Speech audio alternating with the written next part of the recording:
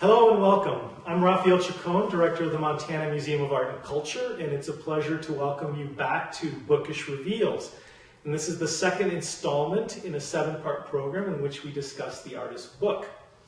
But first, it's important to acknowledge, as we always do, that the Montana Museum of Art and Culture is on the Aboriginal territories of the Salish and Kalispel people. And today we honor the path that they have always showed us in caring for this place for generations to come.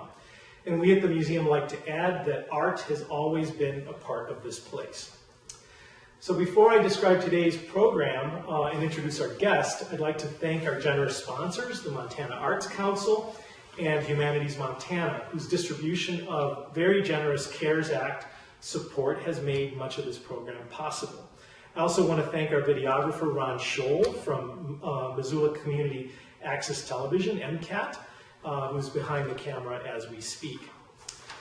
So this program coincides with the exhibition Bookish, Selections from the Dan Weinberg Collection, which runs until December 12th in the Henry Malloy Gallery in the University of Montana's Part TV Center. This exhibition is a remarkable collection of illustrated books by notable artists and authors, all the work of New York City publisher Vincent Fitzgerald. We hope you can visit this beautiful exhibition and check out our virtual tour and our videos posted on our webpage and on our YouTube channel if you can't physically come to our galleries. So it's a pleasure to welcome Peter Rutledge Koch, today's guest. Peter is a U of M alumnus and the founding director of the biennial Codex International Book Fair and Symposium. And hopefully we'll hear shortly about that. Peter is also a San Francisco-based artist, printer, and publisher, an individual who has promoted and transformed the artist's book in the contemporary bibliosphere. And I feel fortunate to count Peter as a friend. Peter and I are going to speak for roughly approximately 45 minutes, after which we'll read some questions from the audience. And I invite you to use the chat function at the bottom of your Zoom screen, and we'll do our best to convey your questions to later in the program. So the program is being recorded and broadcast on Zoom, and it will be posted on our YouTube channel and also at MCAT's channel if you wish to share it, watch it in the future, and share it with friends. So welcome, Peter Koch. Oh, thank you, Rafael. So. First question, Peter. Sure. We are filming in the Fine Arts Building at the University of Montana, a building that you've known for, I would say, most of your life. Mm-hmm. And you were telling me a couple days ago that that you spent quite a bit of time in the basement of this building when the bookstore, the campus bookstore, was located in this building. Tell us what that was like. Well, yeah. I mean, I lived in just a couple of blocks from here, and I remember very well coming into the store and finding, well, it's one of my deepest memories is finding these Peter Popper books in a special shelf display next to the, I guess you would call it next to the bookstore operator's desk where you would pick up your books.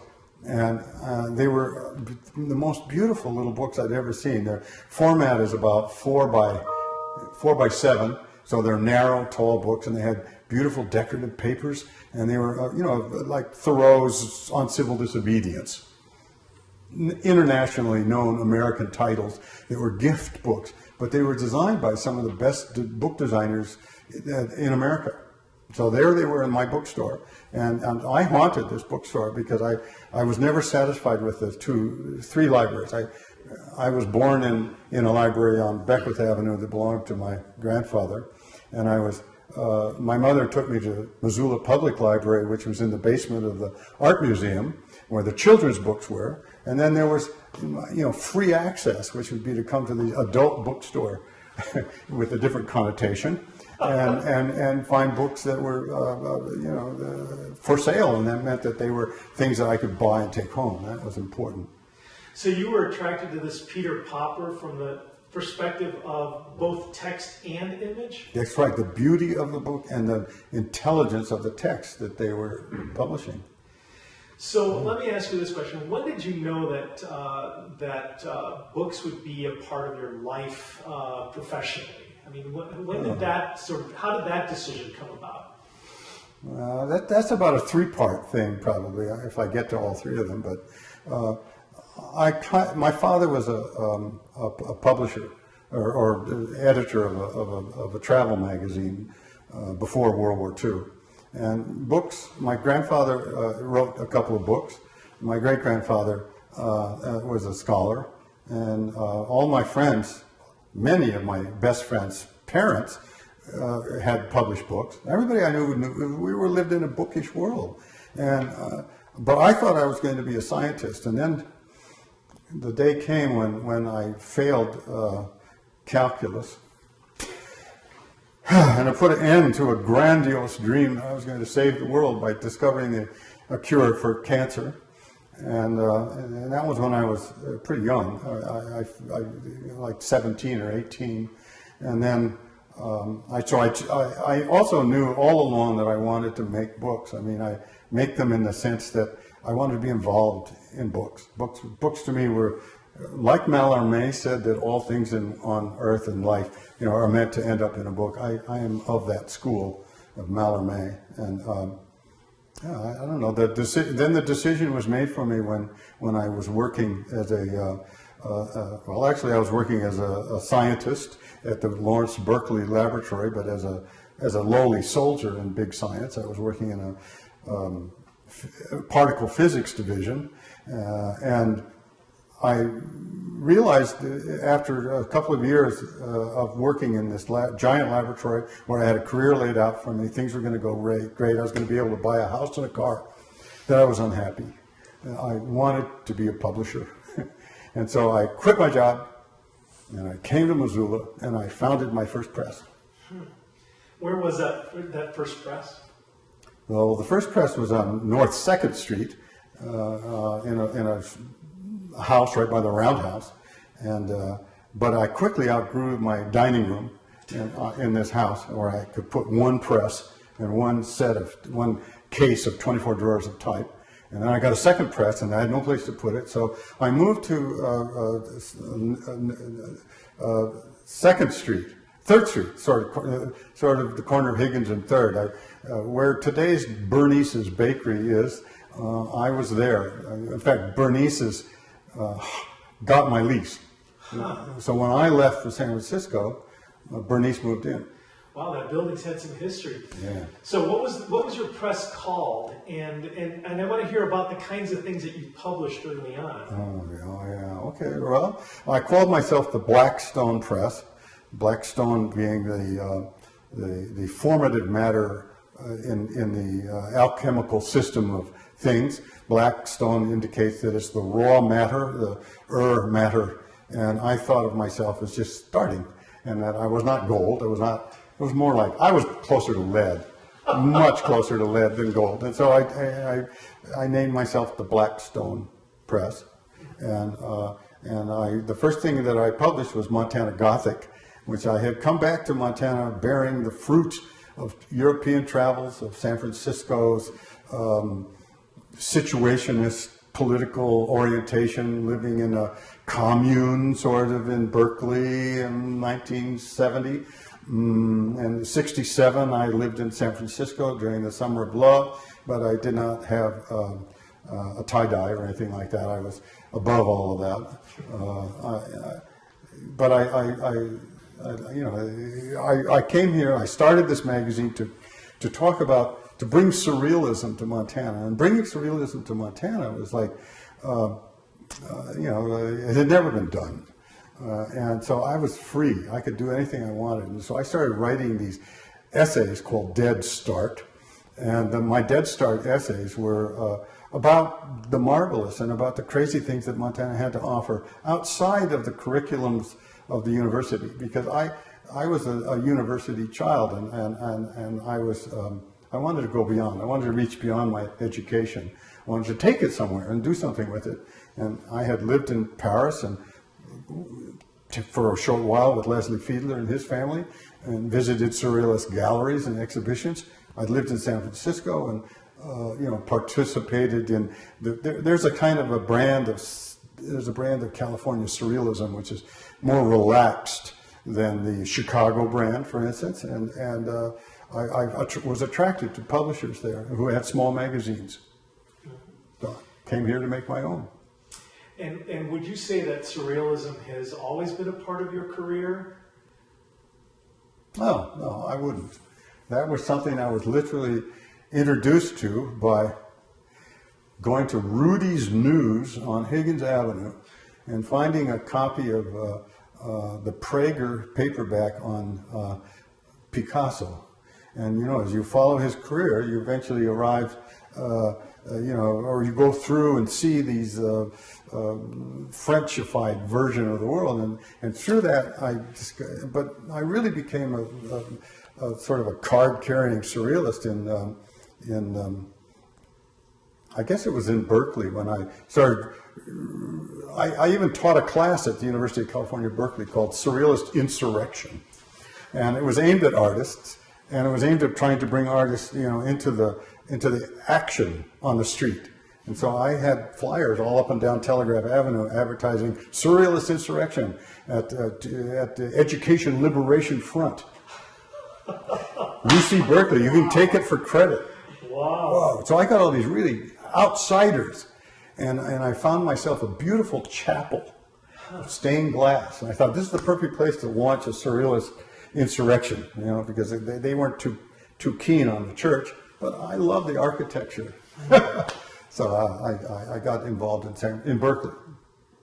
It sounds marvelous. It sounds like actually like you were living out the fantasies of surrealist artists in the 30s, and 40s, and here you were in a cultural moment in which surrealism could flower. Could literally flower. Well, you're not kidding. Yeah. Yeah. No, I was living a lot of fantasies. I mean, I was extremely fortunate in that I was not tied down. I didn't have a sickly family I had to take care of. I wasn't married. I didn't have dogs and cats. So I had a motorcycle. I was out of here. And I was always attracted to, since childhood, by intelligence.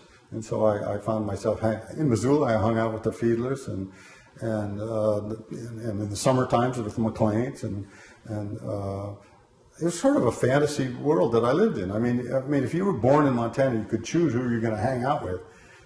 Leslie Fiedler, Norman McLean, not bad pair. But I'm a child. Yes. I grew up there. Yeah, and the philosophers too, right? Yeah, and the philosophers. Bugbee. Henry Bugbee, my grandfather. Rutledge Koch. I mean, a force to be, wow, what a man. So, okay, nothing anchors you more in life than a big, heavy press, though. Yeah, right. So you also had that. I mean, yes, you had a motorcycle, but you also had a press. Yeah. So tell me about your love affair with the press. I mean, I'm talking the machine, yeah. the press. Oh, yeah. That's actually a Montana story, because I had seen beautiful books made by contemporary printers in Berkeley at Serendipity Books, which is this rare book store, legendary, now gone.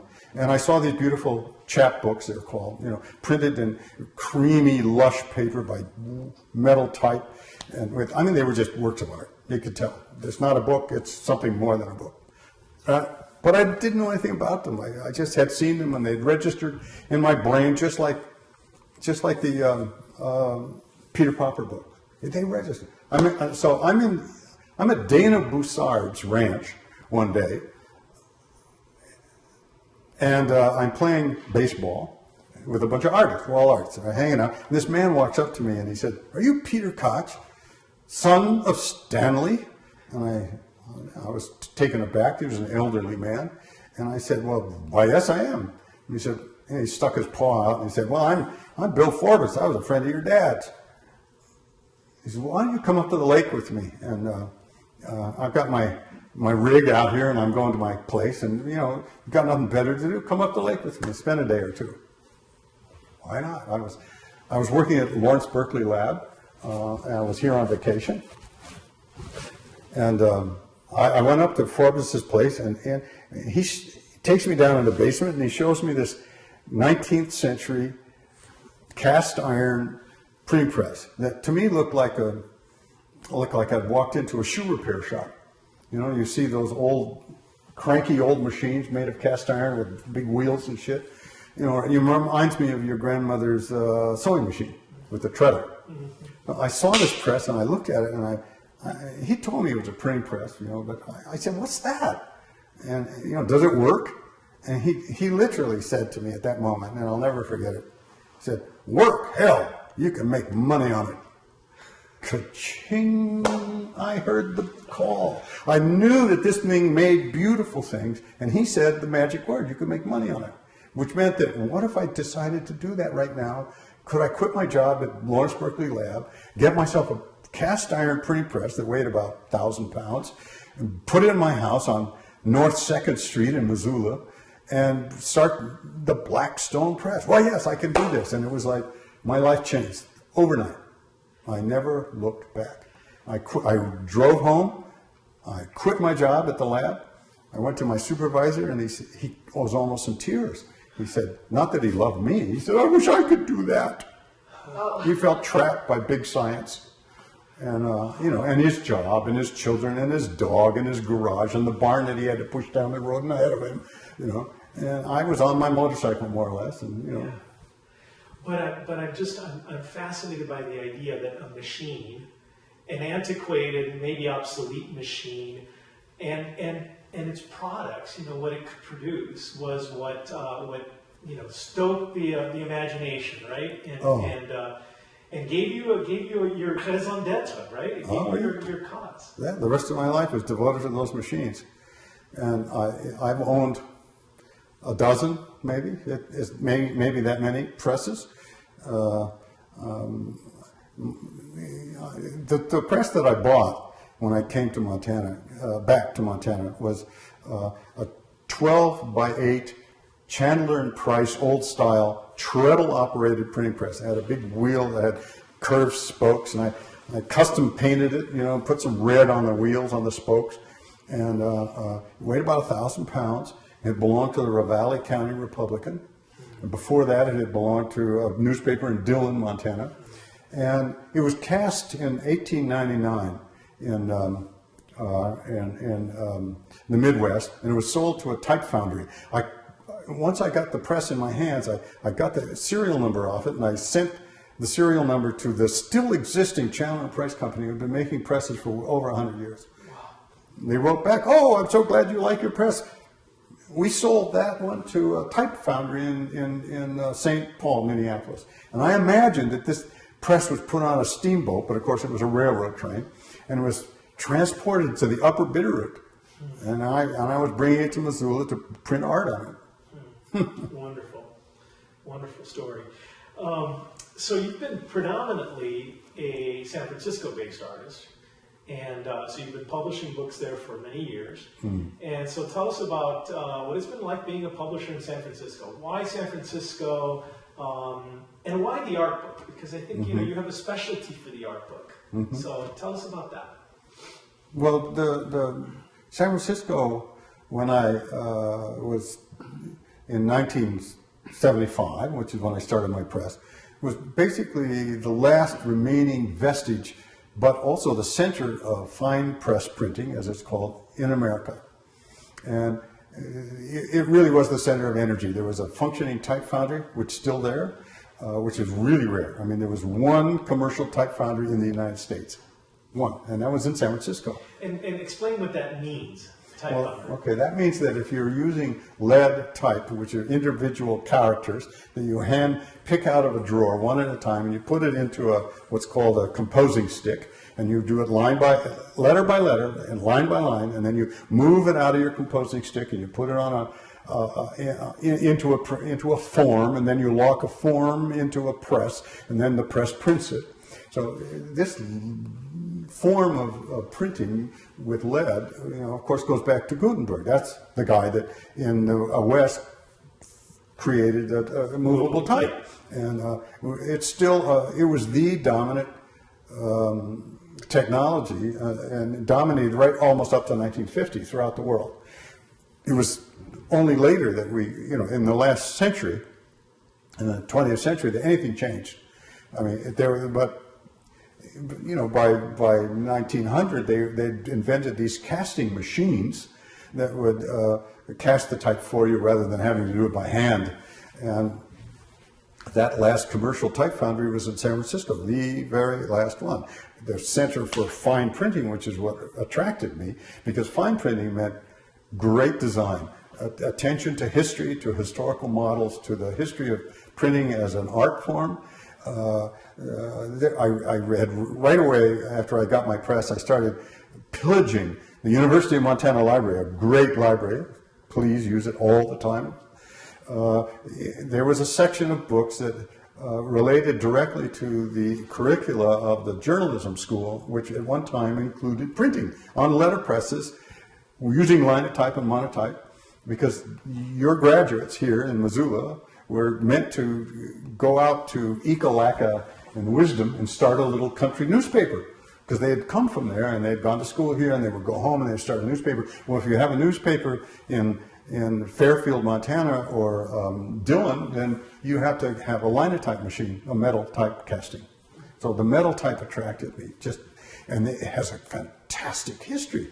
I mean, metal type, I mean, not only was there Gutenberg's type, but there was Aldus's type, there was Plantin's types, there was the types by the famous Dutch Elzevier's, on and on. I mean, the depth of history is fantastic. And the product is different, right? What comes off a linotype, what comes off of this kind of printing is different than what you find in a typical commercial. Oh yeah. I mean, pieces of brilliant lead with dynamic history, with three-dimensionality, a materiality absolutely to die for. I mean, you're getting your hands on it. It's like a form of what today is called printmaking. Formerly, no one called a person who was a printer a printmaker. They were just printers. There was intaglio, there was relief, and that was it. Relief and intaglio. Litho came much, much later. That came in the 19th century, right? With Alois, Sennefelder, etc., etc. And I studied the history of the arts of the book. Now, when you study the history of the arts of the book, you study the history of the arts of civilization. That was fun. Yeah, and so the depth was here for me to study. I mean, I went up to Bitterroot and got myself the press. The reference books that I needed were right here in the university library. The books that I couldn't have, I could go to interlibrary loan. So I would take the bibliographies in the backs of the standard history books on the history of printing, and I would just, in those days you would put it in a copy machine, and I would copy that bibliography, hand the bibliography to the lady at the desk of interlibrary loan. And I used both libraries simultaneously because I couldn't get enough. So I was public library and university library, and I was splitting these things up, and here, and I was getting books from all over the United States in the mail every week.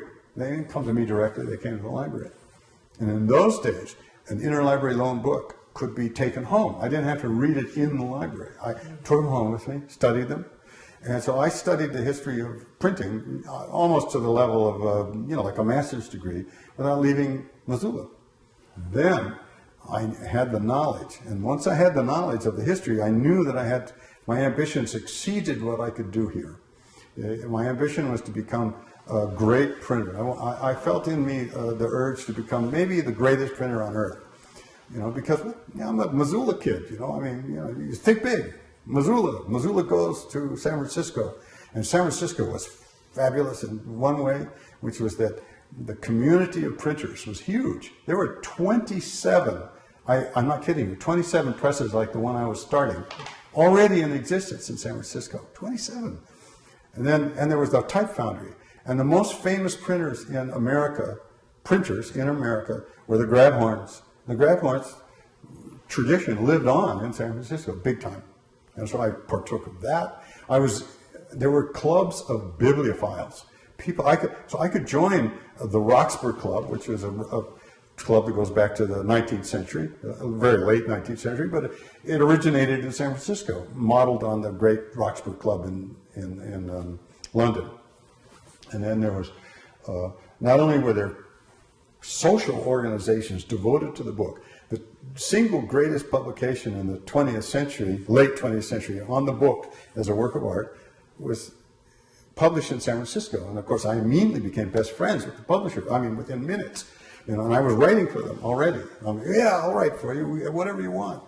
And so I just threw myself into this world, and it has nothing but tentacles. The tentacles go to Germany, especially to the Frankfurt Book Fair, to Oxford, England, to the Oxford Book Fair, to New England, to the book fairs in New England, New York, antiquarian book fairs.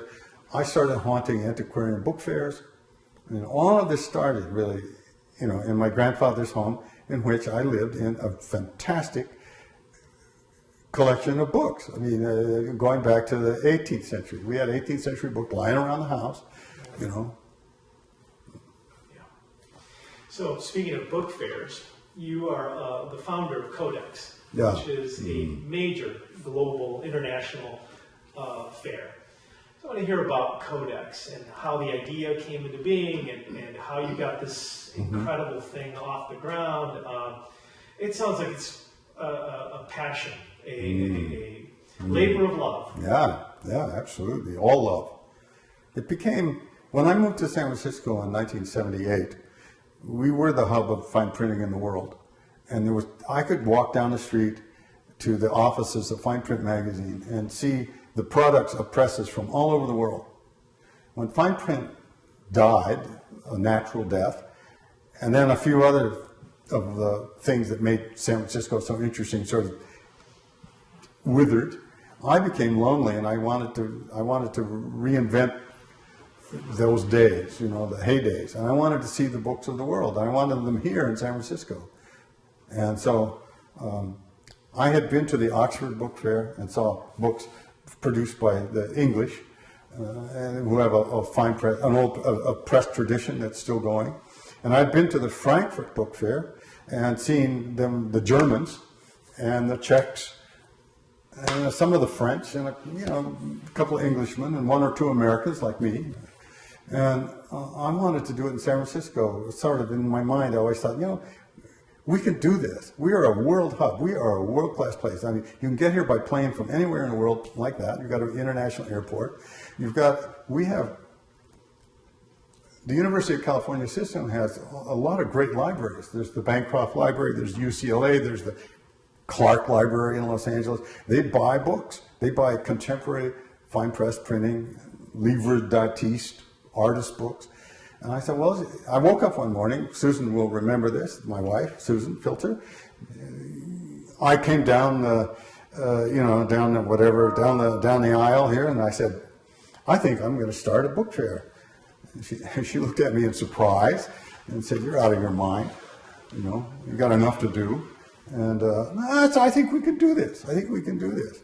And I had been to the Frankfurt Book Fair, which is, as you know, the greatest book fair on earth. It takes up 4 or 5 city blocks. It's the biggest book fair on earth, but it doesn't have an antiquarian artist book focus. Its focus is on selling rights to books around the world. I wanted something that was focused on the book as a work of art. And I just said, well, we can do this. And so I started writing all of my friends, in Germany and England and so forth, and visiting them over the next year or two. And said, we're going to start a book fair. It's going to happen in 2007 in San Francisco. And we're going to, come on, rent some space. And pretty soon we had like 100 people signed up from all over the place, from a lot of places, Germany, New England, Mexico, not Mexico yet, but I just started talking about it, and to be generous about this. I didn't have any extra cash to put into it, and I was telling this gentleman in Chicago, I said, I'm going to do this, but I'm going to do this, and he said, you don't even have a foundation, you're not even a 501c3. So he got up from the kitchen table and he walked away and came back with his checkbook and he said, here, I'm going to write you this check and I want you to you know, when you're a 501c3, I want you to just give me this money back and then I'll give it back to you again. And it was a check for $5,000. He believes in me. And it was Bob McCammon, and a publisher, of course, you know, man who believes in the book, who believes in the object and the materiality of life. And we had other friends like that. And the next thing you know, we have a foundation, we have a board of directors, and I started, well, the people that I met in Germany and England and in New England were the creme de la creme. I mean, the best of the best. Let's just say that there's 1,000 practitioners. These were the 25 of the best in the world. And I connected them first. And I said, will you come? And they said, of course, Peter, because we're all friends, small world. They came. We opened the fair. Unbelievable. People were crowding in. The energy was just, you know, hard to believe. And at the moment that it was over, it was only 4 days long. The moment it was over, I remember clearly, I'll never forget it. We walked out into the center of the fair, sort of, and banged on a triangle, you know, like at a you know, what do you call it, the bunkhouse. And I banged on a triangle. It's over. And the whole fair, you know, like 200 people rose to their feet and started applauding. And I just about died. I was so pleased. Everybody, Susan included, we were just, you know, yeah. And did you do the symposium as well? Yeah. Or, so it was both the fair itself, the book, the sales, and the the symposium was a trick. But then you had a symposium. That's right. We're not a one-trick pony. You know, I hate those one-trick ponies. We were at that point now definitely a touring circus. The symposium was created so that the curators and the academics and the business people, mostly the curators and academics in academic libraries around the world, would be able to justify to their superiors the travel budget to come and buy books. So the symposium was to invite the best speakers in the world to talk, to this audience of 200 or 300 artists, bookmakers, other curators, booksellers, wannabes, you know, and it was a tremendous success as well. In fact, it was so much of a success that, well, I shouldn't say that. What I should say is that we were already thinking about a major publication day one. So we published this book called Book Art Object, #1. It's the big black book art object. It's 400 pages and 800 illustrations, and with the keynote lecture, the visiting scholars, their work was published, and every one of the 100 tables was invited to put 2 or 3 books out, and we set up runners that would take the books into a photography studio on the premises of the fair. And we had employed an editor, one of the greatest editors in the history of art and books. His name is David Jury. He's an Englishman who has published a yard of books on the book and the history of the book and design. He was a design man. He was a professor. He is a professor, or probably now retired. And he took on the book, and so we published this major publication. So we're a 3-ring circus within a year. You know, we had the symposium, we had the book fair, and we had the publications. And we decided right off the bat that we were going to be, deadly serious with our publications, and we were going to publish the book that would become the historical record of our time. And it's turned out to be the case. Let's talk about the genre, the livre d'artiste. All right. Yeah. And there's a number of ways of reading what that is. I mean, it is obviously a book by artists or artists, multiples, right? It can often be a book about art, but it is also about the book itself as a work of art. Mm-hmm. So it's a kind of mixed genre, right? Yeah. Is that how you see this tradition? And what do you tell us about what makes the artist book such a special genre? Okay. Yeah. When you stop to think of, the way I think of a book is you have a text, you have image. Even if you don't have an image, the book itself is an image. So you have text, you have image, you have the 5 the 1,000-year history of bookbinding. The earliest bookbindings were Coptic, Egypt. A 1,000-year history of bookbinding. You have, I don't know how many years tradition of paper making. Certainly ancient China made paper. So that tradition is layered with the bookbinding tradition, which is layered with the depth of the history of writing, which goes all the way back to cave paintings and then art. Okay, so you have all of these disciplines: paper, binding, structures, bookishness, and when calligraphy. Calligraphy, the written word, the printed word, the written image, the hand-drawn image, the illuminated manuscript, all of this plays a part of the orchestra, it's part of the symphony of the book. And I think of the book as a grand symphony with a history that goes back to a cave painting and beyond. In contemporary practice, that means, for instance, that you know about bookbinding, you know how books are bound, what are their structures. There are over 200 sewing patterns that can be used just to bind a book, book sewing structures. Then there's the ways that the covers are attached to the sheets. And there are probably dozens of ways, and some are good and some are bad. Some you know how sometimes you have to fight a book to get it open to read it, and some books just flop open and you can just read them flat on the table. Well, the ideal is that they flop open and you don't have to fight it to get at it.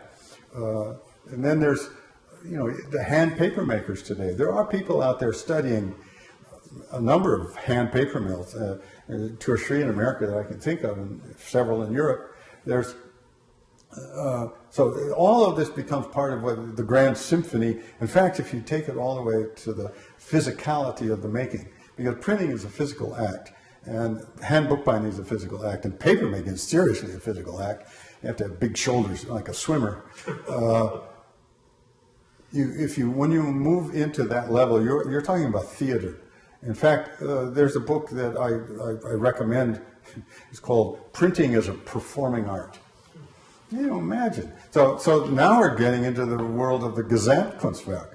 The Germanic idea, or at least the word of the total work of art. And I've been thinking about the book as a total work of art because not only does it bring in the case of Copernicus, in the case of Galileo, in the case of Kant and Schopenhauer, in the case of Huckleberry, Mark Twain. Not only does it bring in all the humanities and all the sciences, it also brings in the physical arts. I consider my work at the printing press to be a form of dance. I mean, you have this machine that is moving in a rhythmic structure. It doesn't stop. It just keeps going. You have to conform to the machine. I have to work with the machine not to lose my fingers. I have to work with the machine to get a beautiful impression. I have to work with the machine to get a uniform depth of impression in a sheet of handmade paper, which I think of like a bowl, like a field, like an unsown field.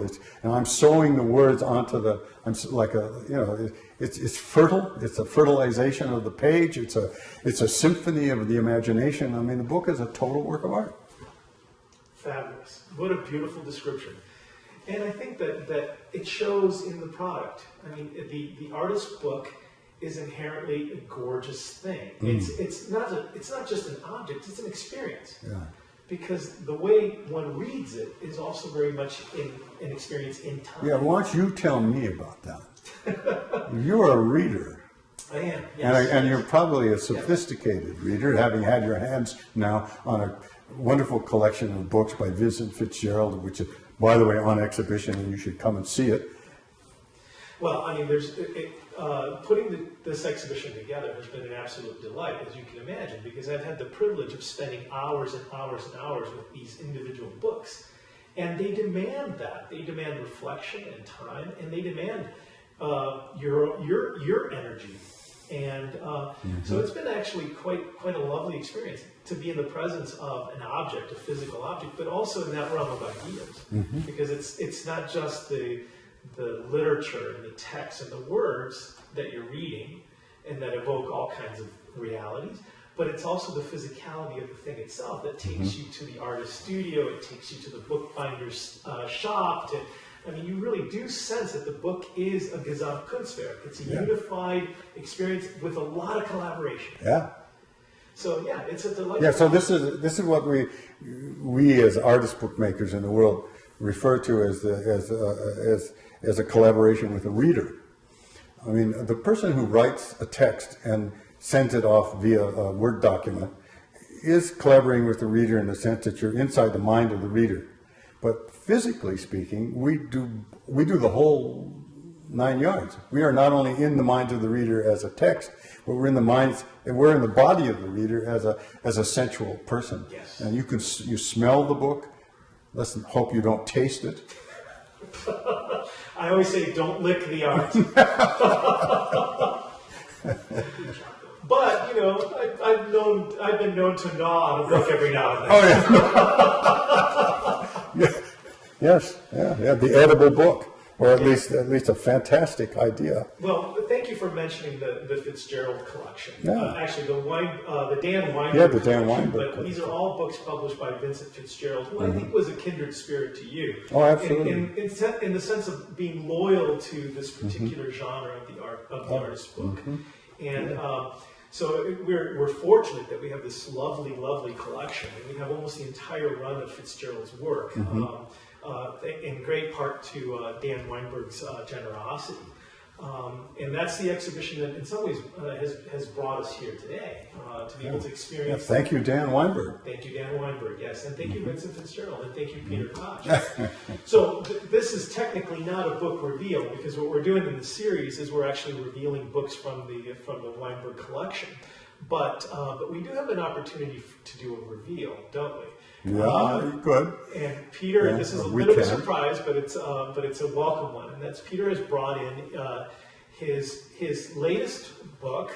It's not been issued yet, right? So we get to preview Another Labor of Love. And as you were saying correctly, I had asked him earlier if what's his best project, and of course the answer to that is the most recent one. Yeah.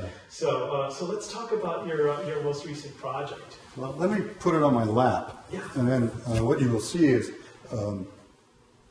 as a viewer, is this is a folio size, and the book is a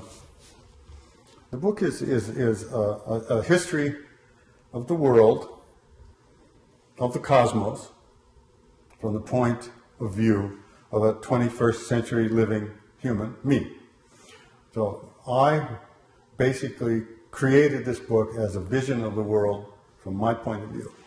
And it begins with creation and the cosmos and maps of the cosmos, and comes right up till May of 2020, in which the last words in here I'm describing a little something about the onslaught of the COVID, and we're just getting the news of this pandemic, and the covering of the book is meant to evoke a style of bookbinding or a material of bookbinding that was common enough in the 16th and 15th century, which was to bind a book in a sheet of waste vellum from maybe an old missal, because everything was in short supply.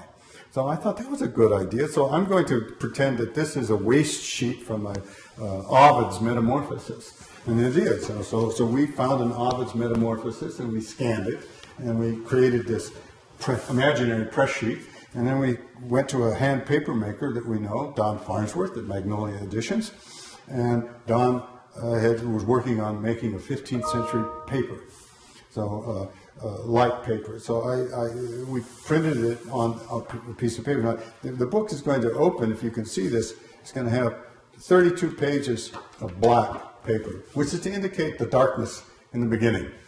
And it ends with 32 pages of darkness, which is where we're going. We're headed into the dark. This is a dark book. This is a book and when you get into the book, one of the first things you're going to see is a very famous image.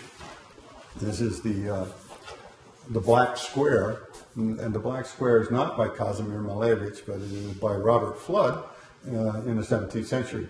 And this is an etching, and if you could get in close, you would just see that the etcher just scratched, hit crisscross lines, and then wrote above it, et sic in infinitum. And here begins the infinity. And then here you have the introduction of light. All right? So we're at the beginning of the world. This text that runs throughout the book is the book of Genesis. So actually, this book is the book of Genesis from beginning to end. And it is also simultaneously, at the foot of the page, the biological effects of nuclear weapons.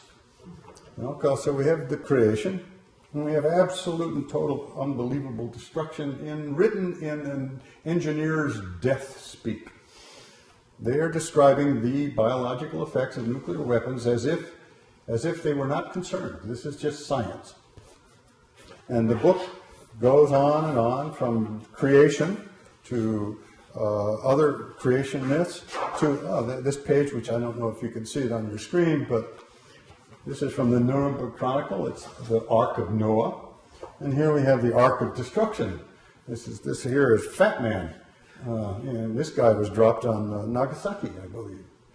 And so I'm working with opposites and polar things. I mean, we have the creation here, we have destruction here, we have the Ark of Noah, we have, but just so as not to take a half an hour, I'm going to skip ahead a little bit, and I must show you this image, which I think is telling.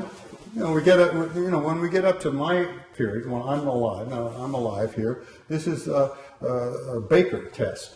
This is when we developed the hydrogen bomb and we tested it out in the Pacific. And then here's Life magazine of the period, Tower of Babel, and I want to just show you how it ends. I don't know that you can see this, but it ends with a text that says words, words, words, words, words, words endlessly. But little by little it is being destroyed. It is being censored. And what is that a reference to? This is a reference to our current political crises. I think that our language is starting to lose some of its efficacy because we now are suffering what we call alternate truths, of which is, of course, that's an oxymoron, not possible. So the impossible is actually happening. We're losing our language. So it's a dark sort of book. So in this postmodern age, we have a problem with both the category of truth, but also the category of the logos, of the word. No, that's right. As truth. Yeah. And so I guess I want to end with a pretty, I think, profound question. And that question is really about the future of the book. I mean, 30 years ago we were talking about electronic media as replacing the internet, replacing communication as we understand it. We were talking about that libraries were going to shut down and were going to be essentially useless places, and that books would be replaced by the online, the electronic medium. Yeah. So my question for you is, what's the future of the book look like? Well, I'm going to. Yeah, this is my favorite question, and I would like to reference another video. A movie, they call it. It's called The Bookmakers, and it's simply The Bookmakers. You can maybe find it on the internet, in which I talk about this a little bit. But now you've given me an opportunity to talk a bit about. Listen, the book is a tool for reading, and as I firmly believe, there's no way that we can reinvent the book. What they have invented with the internet is another way of reading. But what they have not done is reinvented the book. They talk about these things as books, but they're not. A book is a perfect object, and I would liken it to the spoon. You cannot design a better spoon than the spoon. There's just no other way. I mean, it ain't. Why bother? As long as man, woman, kind, has 2 eyes separated by a nose and 10 fingers, a book is the absolutely best reading machine there ever can be and ever will be. You are in absolute and total control of it. You can smell it. You can spatially design it. You know how far you are in the book. You know where to put your bookmarker. And when your bookmarker is across the room and you can look over there, you can still see where you are in that book as opposed to having it disappear into the internet, into a cloud. The book is a perfect reading machine. And the future of the book is that those people who like to read are going to keep it alive for as long as there are people who like to read. And I mean read books. And books, as you know, are lovable things. There is no Microsoft Word document that I have written in the last 25 years that has my handwriting in it. I go back to my bookshelf and I pick up my philosophy textbooks from seminars in right here in Henry Bugby's seminar, and I read in the margin, and I remember the color of ink that I'm using, which is a very special pen that I had purchased in Portland, Oregon, because it was a calligrapher's pen. And I open that book and I see that, and I know that I'm looking at material history. Scholars read books and buy and sell books, antiquarians, that have marginalia in them. They have the thought and the imprint and the fingers and the DNA of the person who read the book. None of that is possible in the internet. None of it. So, internet over here, books are in the middle. Libraries are sacred places. And I think that the future of the book is bright. The books that we are making right now in the 21st century that are being exhibited at the Codex Foundation every 2 years at the Codex Book Fair in Berkeley, those books are the most incredible books that have ever been produced on earth. I mean, you can go back to the greatest printing feats, like the Gutenberg Bible, the Hypner Automachia, the Cranach Hamlet. Those books are really great, beautiful books, but those quality of books are being made today.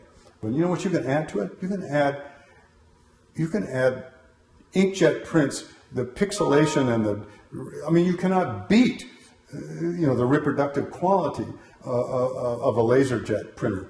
You cannot beat it. I mean, it exceeds the human capacity eye without magnification to better. This cannot be done. So if you can add that to the legacy of Gutenberg, to the legacy of the Diamond Sutra, to the legacy of the first illuminators, in monasteries in Ireland, shit, it doesn't get any better than this. Yeah. That's the future of the book. So the future is, in fact, reading. So motivated, the book will be around because it's motivated by reading. Yeah. And as long as we're not necessarily hostile to new technologies, as long as we see them as part of a continuum of technological change, then the book will always have a future. Yeah. That's what you're saying. Yeah. You can take the most advanced technological advancements on paper and put it right in there. And it fits right in a book. It always has. Well, I'm so happy to hear this. It's a very optimistic vision, because I think that, admittedly, what we've been hearing for the last 3 decades is a gloomy view of the future of the book. But I'm happy to hear that it's a robust arena. And I mean, from everything I see in terms of the artist book, I know that it's a contemporary art form that still is relevant and vital and booming. Oh. And I think we're going to see a lot more of the art book in the future. So, don't we hope? Yeah. So, Peter, thank you so much. I really want to thank you for this conversation. It's been marvelous to get inside your brain, to hear a little bit more about your, what has made you this incredible human being, and somebody who has been not only disciplined but also thoroughly in love with this genre. And has really made it a wonderful thing. So good luck with Codex, and good luck with your press, and I hope we see more of you in the future. I'll be back. Certainly Missoula misses you a lot. I'll be back. Great. Well, we'll be back. And so thanks to you, our audience. Thank you so much for joining us this morning. And I just want to announce that this series will continue. We have a few more of these reveals, and thank you, Peter, for your revelation today. And we're looking forward to your publication and also the video that you mentioned. And can we just quickly have the name of the? Okay, it's called The Bookmakers. The Bookmakers. It's one word, isn't it, or two? Okay, it's one word, The Bookmakers, and it's available, on the internet in some form or another. I'm sure we can if anyone wants to email me, I have a website that's, the size of never mind. So Peter it's Koch. on PBS? Yeah, it's going to be on, It will be this month. on Montana Public Television. This month. This month. Terrific, terrific. Okay. All right. So look forward to that. Look forward to the publication of your magnum opus over there. So I want to invite you to return to our Bookish Reveals. The next one will be October 15th at 1 p.m. We'll have a wonderful conversation with Professor Dr. Bruce Hardy, who teaches in the Davidson Honors College, and he will reveal 3 books by the author James Joyce, 3 books that are currently in the Dan Weinberg collection here at the Montana Museum of Art and Culture. So if you want to see this broadcast again, please join us on our YouTube page or the MCAT, Missoula Community Access Television site as well. And also, if you're interested in the Bookish Reveals program, check out our webpage at umt.edu/Montana Museum. umt.edu/Montana Museum, all one word. Thank you for joining us, and take very good care.